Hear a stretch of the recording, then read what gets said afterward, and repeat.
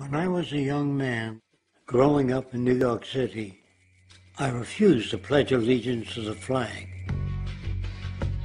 Of course, I was sent to the principal's office, and he asked me, "Why don't you want to pledge allegiance?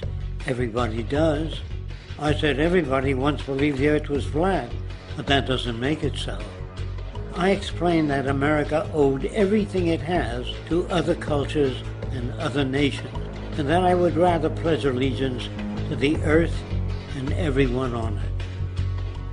Needless to say, it wasn't long before I left school entirely, and I set up a lab in my bedroom. There I began to learn about science and nature. I realized then that the universe is governed by laws, and that the human being, along with society itself, was not exempt from these laws. Then came the crash of 1929, which began what we now call the Great Depression. I found it difficult to understand why millions were out of work, homeless, starving, while all the factories were sitting there.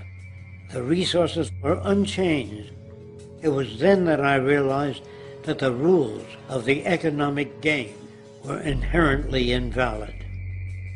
Shortly after came World War II, where various nations took turns systematically destroying each other. I later calculated that all the destruction and wasted resources spent on that war could have easily provided for every human need on the planet. Since that time, I have watched humanity set the stage for its own extinction. I have watched as the precious finite resources are perpetually wasted and destroyed in the name of profit and free markets.